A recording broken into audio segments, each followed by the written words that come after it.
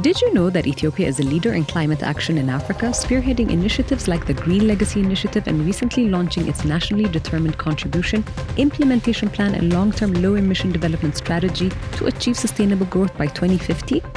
Key efforts include promoting e-mobility, banning fossil fuel-based vehicle imports, increasing forest cover, advancing climate-smart agriculture, and reinforcing a strong commitment to clean, renewable energy through mega hydroelectric projects.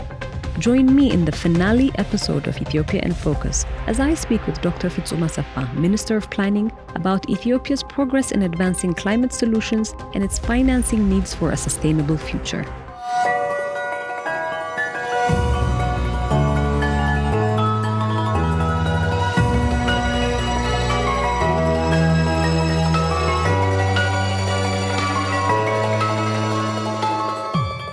Dr. Fitsum, welcome again in our discussion today on climate finance and Ethiopia's efforts and aspirations in terms of addressing climate change. So the formal international climate agenda has been very active for the past 4 decades. So much has been said, a lot of international agreements, a lot of commitments have been made, but still we're not meeting the global demand, and particularly for developing countries like Ethiopia that are quite vulnerable to climate change. It means a lot for these kind of agendas to bear fruit and bear shape. Over the past 6 years, through Prime Minister Abiy Ahmed's leadership, one could actually say that Ethiopia has been at the forefront of the climate agenda. And I understand that there's been so many comprehensive initiatives that Ethiopia has undertaken. So let's start the conversation with you unpacking what are some of these comprehensive climate agenda initiatives that Ethiopia has undertaken in order to build a climate resilient economy.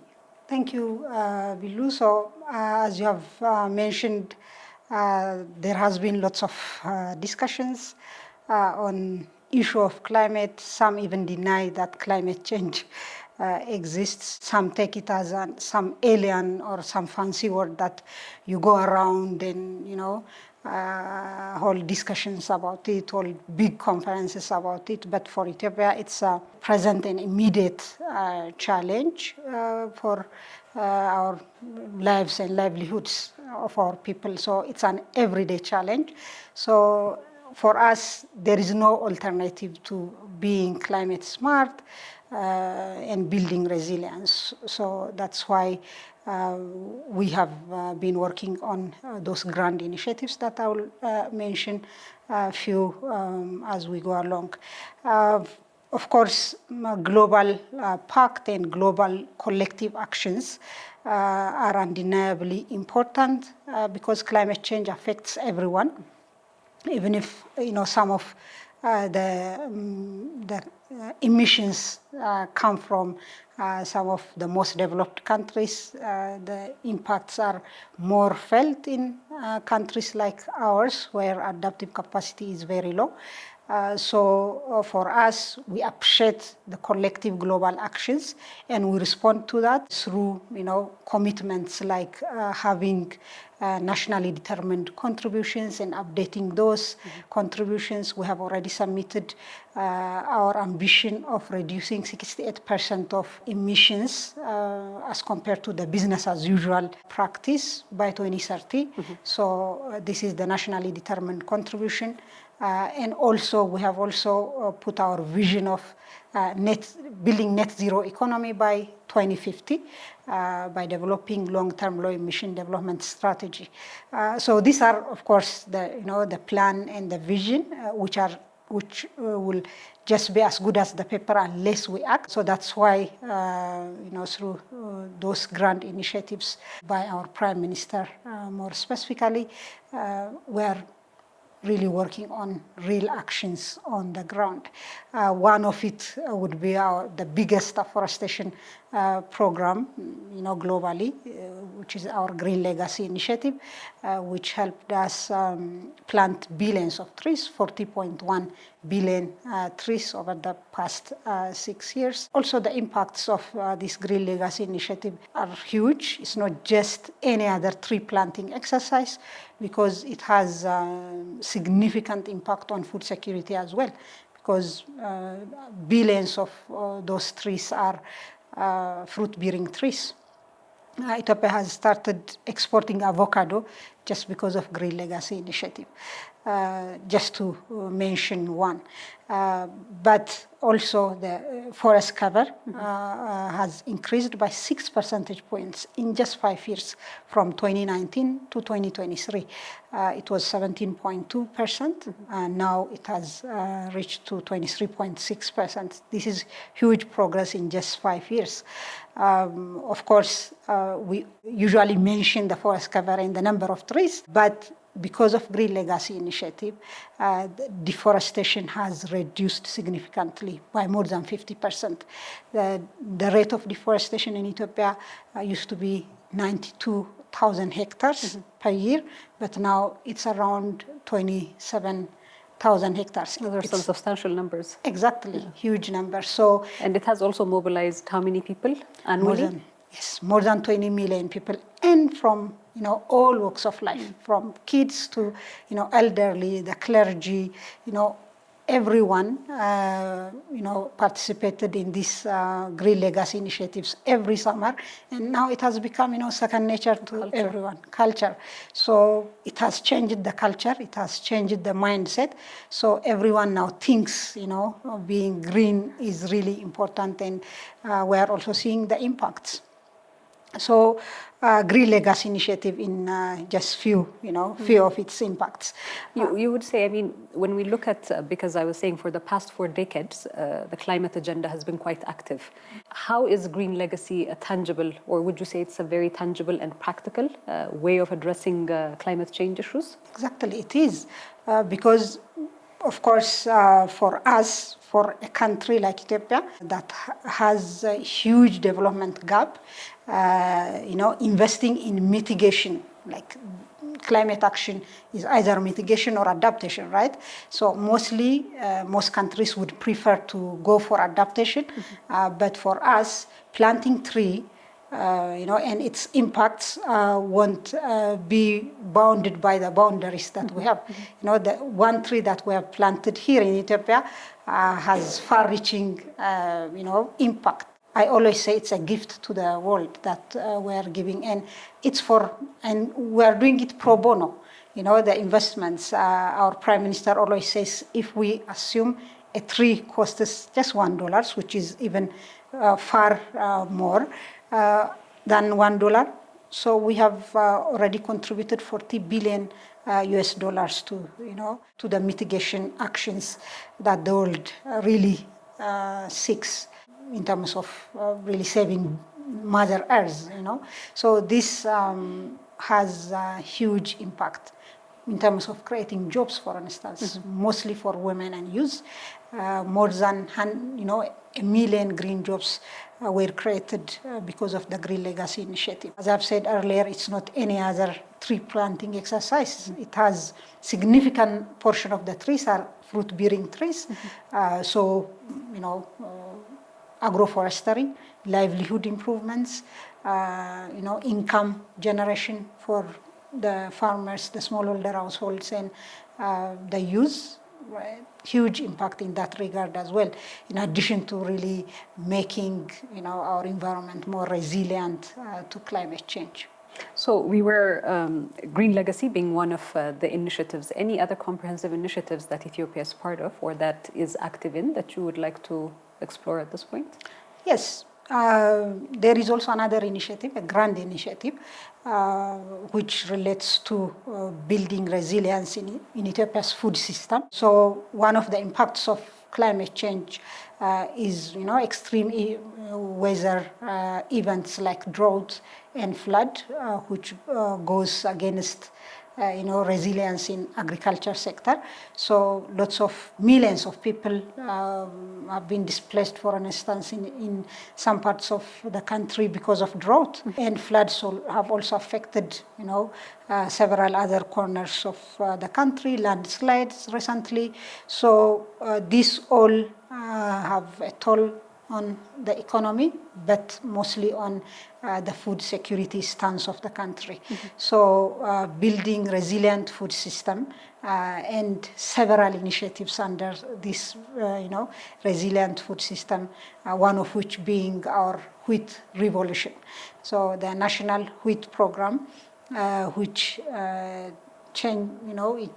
really turned Ethiopia to be wheat surplus from being wheat deficit country just probably 5 years ago.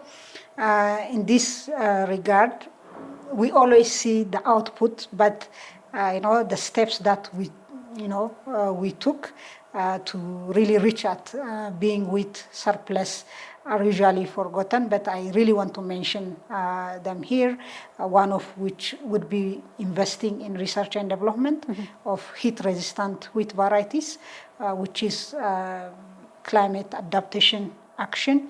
So our researchers have invested a lot of their knowledge, and the government has also invested lots of finance.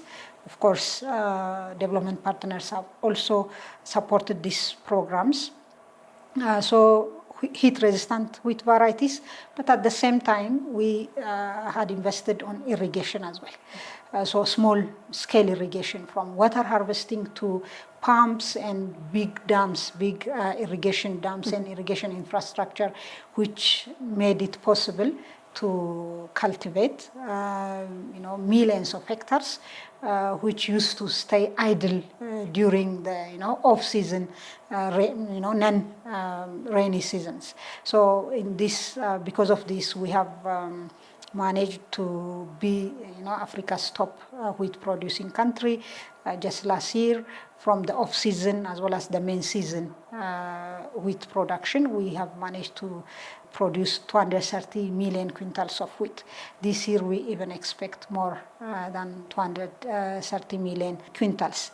Another initiative that comes under, building resilient food system is the Yalemat Trufat or the Bounty of Basket initiative. Most of our emission in Ethiopia comes from the livestock sector. For your surprise, actually, it's not like the factories, because of the unsustainable way of and mode of production of livestock. So we have huge livestock number. One of the largest exporters as well. One of the largest exporters as well.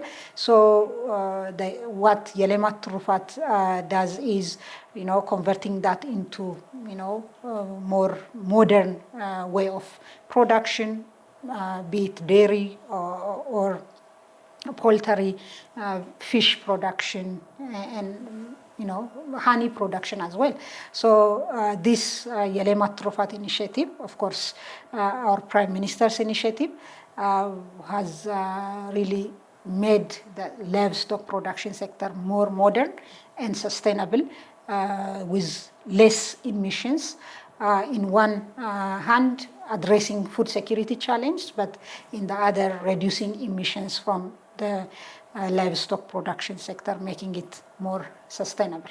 Let me intervene over here, and we'll come back to programs, particularly climate solutions in energy and infrastructure, in water. But I want us to go a little bit back into the overarching framework or policy frameworks that enable climate solutions for Ethiopia. For us, as I've said earlier, climate is not just some fancy word or some alien that we have a separate document, in a separate plan, or a separate institution to work on it. For us, climate is an everyday challenge. Climate change is an everyday challenge, so which means it's an everyday development activity.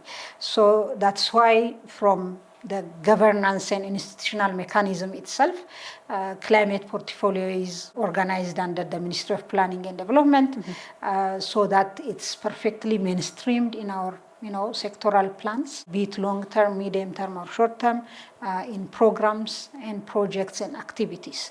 So from the governance structure itself, climate is well incorporated into the development plans. I can mention the 10 years development plan, for instance, It has 10 strategic pillars. One of the strategic pillars is building climate resilient green economy. So if a strategic pillar is, crafted in some way, that strategic pillar needs several programs and projects under it. So building climate resilient green economy has several programs under it.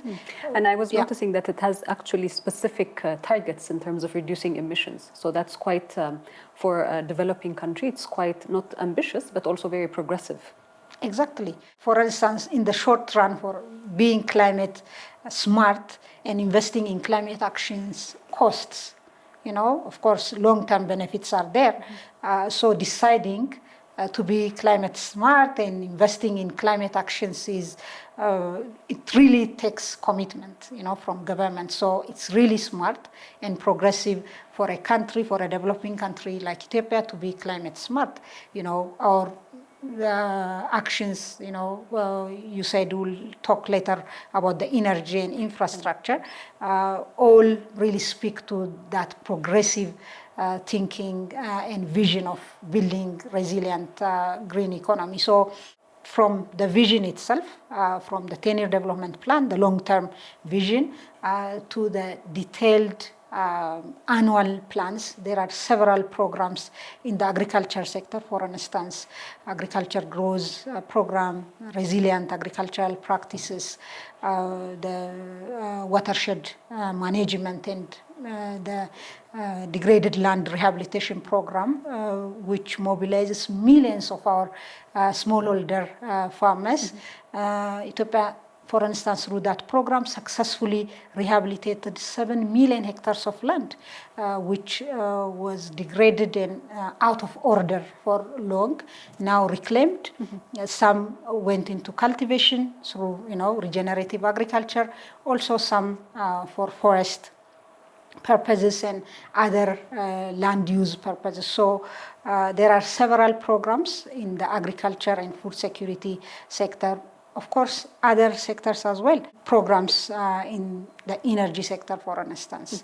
Programs in the transport and logistic sector, which strictly speak to our climate resilience vision. So we can come back and unpack a little bit in terms of the programs that Ethiopia is engaged in energy, infrastructure, and water. Energy, for instance. Globally, when we talk about energy and climate resilience, the discourse is about just energy transition, because most countries source their energy from non-renewable sources of fossil fuel. For us, that's not the case. For us, almost 100% of our electricity comes from hydro and other renewable sources like wind and solar.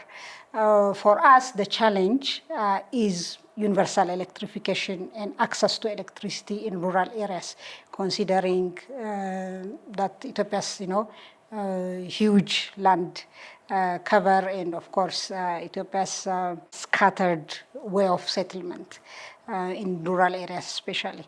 So for us, 100% of our electricity comes from hydro and other renewable sources.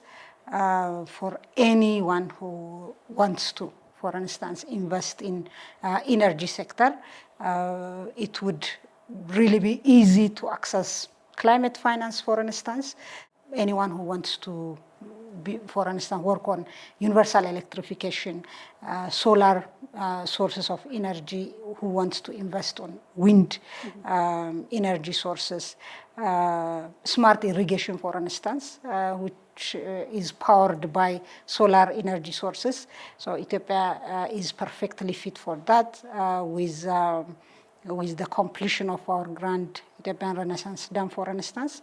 We have proved our readiness for green industrialization, green way of doing things, green production and consumption. So energy sources are 100% green in Ethiopia. Of course, when it comes to water as well, Ethiopia has lots of water, but unless we work, in a sustainable way in terms of our consumption of our water and protect our water bodies, the lakes that we have and the rivers. Water shortage of course, is not very far away to happen in Ethiopia as well. So that's why we have a comprehensive water management program. We have a regulatory framework and an institutional mechanism to protect our water bodies and, of course, sustainable use of our water. One of which, for instance, is the riverside projects. It's meant for protecting our rivers in Addis, for instance. Of course, this and protecting communities from flooding as well. Exactly, protecting communities from flood as well. So this is one, but we have 12 river basins. These all 12 river basins with probably one, the biggest river in Africa as well as in the world. So the Nile River, right? So that basin also has its own plan, its own institutional mechanism that protects the buffer zones of the river, also the tributaries to the river as well. A couple of days ago, I was at Toto Park, really checking out the mountain as well and the forest. Part of Addis for some of our viewers who don't know where Toto is. Exactly. So several tributaries to the Awash Basin and to the Nile Basin begin from that mountain. So, the things that are being done by the city administration as well as, by our Prime Minister's initiative of corridor development are really amazing, protecting the forest and the land and soil, and of course, changing the forest cover to indigenous, more sustainable type of trees is amazing in terms of really recharging our rivers, recharging our groundwater, at the same time protecting our water bodies. So our agricultural practice, our irrigation to be modernized, and really new technologies, water-saving technologies to be introduced are really doing well in terms of saving water. Of course, we have to do a lot in that regard. Most of our irrigation is somehow unsustainable. Yes, but now we are investing in technologies and introduce several policy incentives for anyone who wants to invest in water-saving irrigation technologies. So from institutional mechanism to legal frameworks, we are really bringing the water sector as well to more sustainable water use, more protective kind of water use scenarios. So we are also working on that as well. Infrastructure is another area where Ethiopia is investing a lot to make our infrastructure more resilient, but at the same time really climate smart and environmentally sensitive. In that regard, for instance, our city rehabilitation program is one. We usually call it corridor development, where we are really making our infrastructure more sustainable, more green. Also our transport and mobility being more green, so to speak. Can you expand on that? Because it's quite progressive, particularly for still developing nation, to make that kind of a milestone. Exactly. Land is an expensive economic commodity, so it has a very expensive opportunity cost when you decide to make a given parcel of land a public space, park. You are foregoing, the amount that you could have earned by selling through lease, or through rent. So for a country like Ethiopia, which needs huge finance to fill the development gap, deciding to be such environmentally sustainable country is really progressive, as you mentioned below. And in transport as well. Yes. What are some of the initiatives that we're seeing over the past year or so within the transport sector? As part of the initiative and the vision to be to instill sustainable production and consumption in all our activities. One of the things that Ethiopia has done, which makes her the first country to ban, autos that use fuel. The import of fuel, fuel cars, and really give incentive, tax incentive to import electric vehicles, and also, of course, produce and assemble electric vehicles at home. So this makes Ethiopia the first country to explicitly do that through policy, and now we are seeing the impacts. Now we are seeing thousands of electric vehicles in Addis and elsewhere in other cities in the country. So this is also one of the decisions that makes Ethiopia more progressive when it comes to climate action. So Ethiopia, in terms of addressing the climate agenda, there are strategies, there are policies in place, and there are tangible programs as well and initiatives. All these need to be financed. So let's talk about what are the instruments that are currently available in terms of financing climate action. Yes. For us, because as I've said earlier, being climate smart has no choice. We are investing anyway, whether the world responds as expected or not. But it's really disappointing when it comes to global, collective action in terms of climate finance, availing accessible and affordable finance for climate investments. We were expecting for long, after especially the Paris Agreement 15 years ago,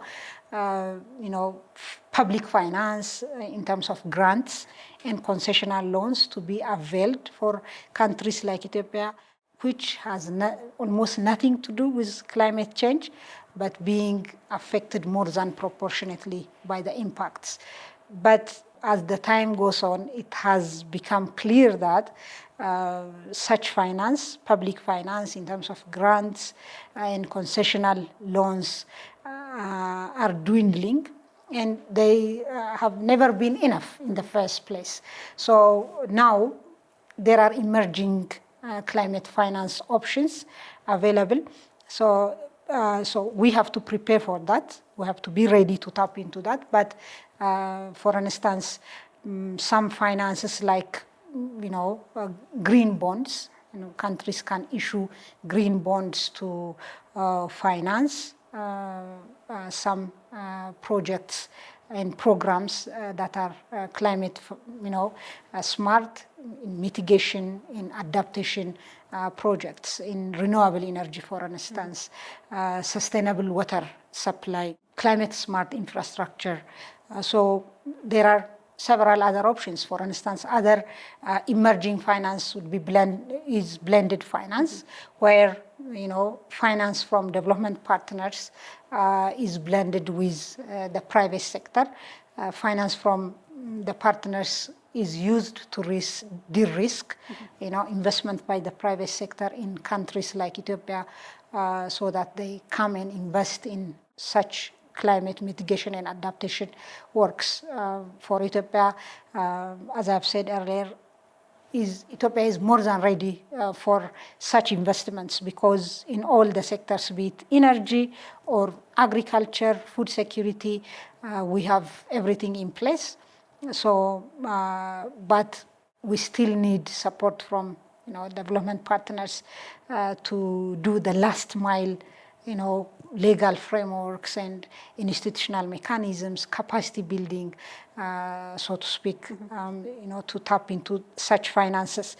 There are other finances as well. For instance, for small holder farmers, like microfinance kind of climate finances, also insurances for smallholder farmers to insure their risk and vulnerabilities to climate risks like floods and drought, which are not new for Ethiopia. It's even happening more frequently than ever. So there are several financing options globally, but there is this shift from the official development assistance kind of financing to more private and innovative new financing ways for climate actions. So, I mean, I came across data that indicates that the estimated global climate investment gap is USD 6.1 trillion per year needed by 2030. And particularly, again, 4 decades of coming into developing common targets, but we still have this kind of a huge deficit to fill. So what are some of the barriers when it comes to accessing these climate funds? Yes, as you have said rightly, so the gap is around 6 trillion. The discussions and the negotiations, for instance, on COPs, just the recent COP, for instance, we were just pushing, for instance, for 1.3 trillion, but the world said no.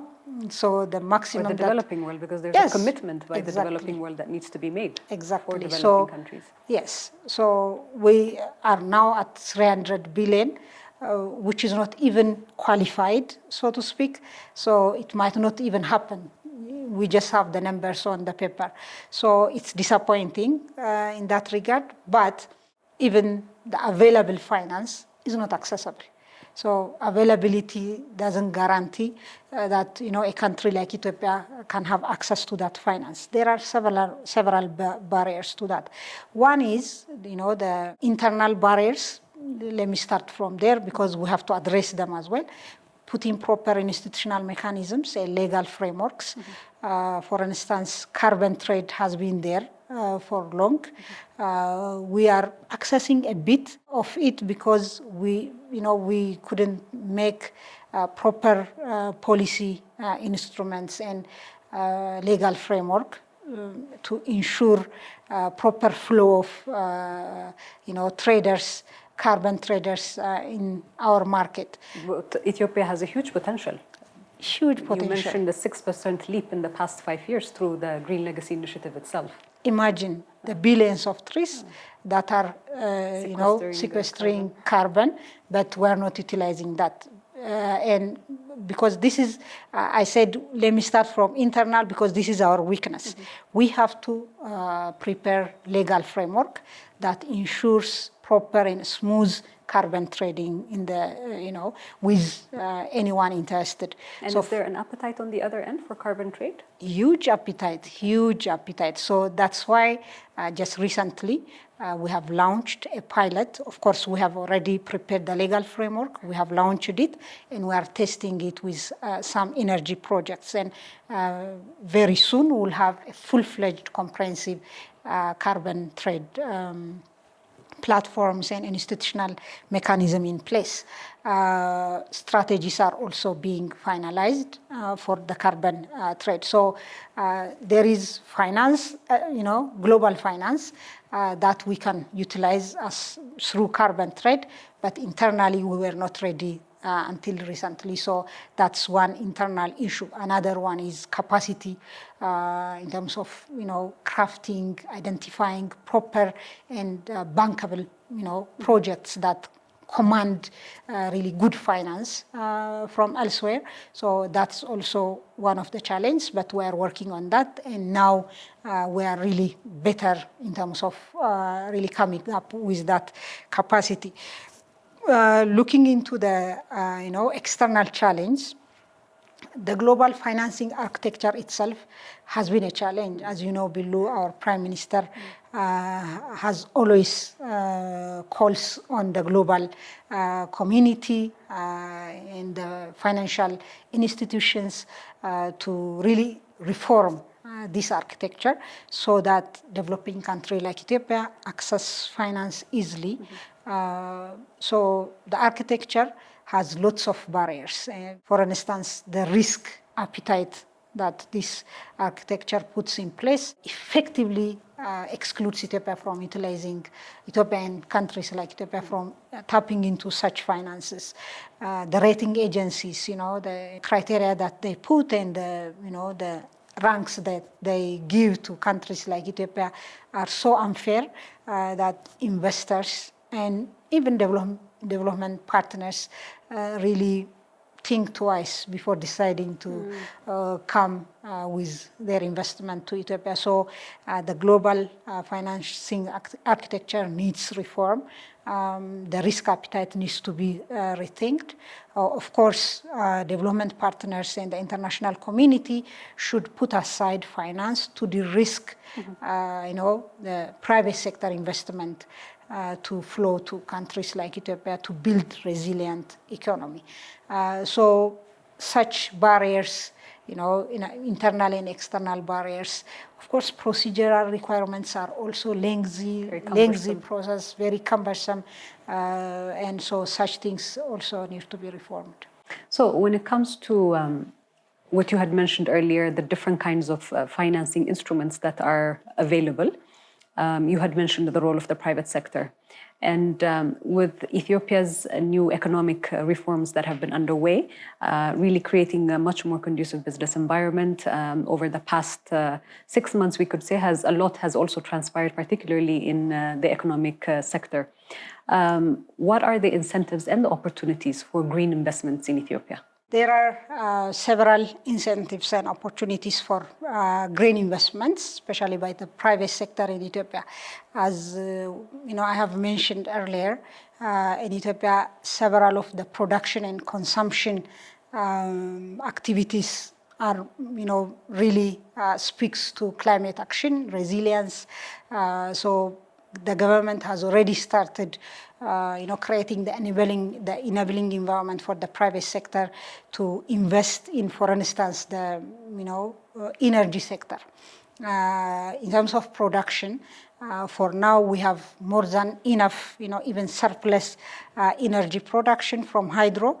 The remaining would be investing in transmission lines and of course diversifying to other renewable energy sources of solar and wind, which Ethiopia is really, positioned in really strategic location in terms of accessing the solar 12 months a year. Of course, we have 13 months of sunshine, right? So in terms of wind as well, Ethiopia is one of the high potential countries. So access to electricity, access to energy, renewable energy is huge potential in terms of investment. In terms of incentive for that, several policy incentives. Of course, the public-private partnership is guided by a policy, public-private partnership policy, led by Ministry of Finance, and appropriate institutional mechanism is put in place. So in terms of risk sharing, the government is open for any private sector who would like to invest in these sectors. There are also successful deals that we have struck with, investors from Saudi Arabia, investors from UAE. Of course, there are also public investments, so to speak, in the energy sector. Other incentives of duty-free importation of equipments, machineries, and required inputs from abroad, in addition to the biggest incentive of floating birr and removing the currency convertibility challenge and profit repatriation. So these are the incentives in place, but any emerging request from any investor who is interested to invest in green developments in Ethiopia, we are free to discuss on them as long as they are really strategic. In all our regulations from National Bank, for instance, put provisions for discussions for such huge strategic investments. If they really come up with such huge deals, so we are ready to sit and discuss. So my last question for you, Dr. Fitsum. A lot of people think of the climate agenda or climate solutions as far off, particularly when it comes to developing countries. Sometimes we also hear that domestically, that there are other priorities. But you have mentioned already the impact of climate change really on smallholder farmers, at every level we're impacted by climate change. The latecomer advantage for Ethiopia. how confident are you that we're able to balance our development aspirations and our industrialization aspirations together with addressing the climate agenda? Lots of people think, including myself, probably 5 years ago, I remember while preparing to craft the 10 years development plan, several actors, so to speak, come, actors in the economy come and raise their concern on one side regarding being, climate smart, costs, and it has trade-off. But on the other end, NGOs, development partners, people from academia come for climate advocacy, to influence our decisions on the 10 years development plan. So one thing I did was setting up a team to really help me come up with evidence to convince our policymakers, to convince our leaders to really be climate smart and really build green economy and show them that being climate smart doesn't have cost and there is no trade-off. You can still grow, still develop, but at the same time be sustainable. So we successfully commissioned a study on that, and the numbers spoke. So for us, being climate smart is even produces more benefits and really more growth than being business as usual. Business as usual, and really work on the conventional and sustainable way of bringing about growth. So it was backed by such evidence. So that's why Ethiopian government and our policies, our vision, and our development plans are well mainstreamed and include, building climate resilience as one of its top priorities. So, yeah, we can be climate smart, we can be sustainable, but at the same time deliver development to our people. Thank you very much, Dr. Fitsum. Thank you so much.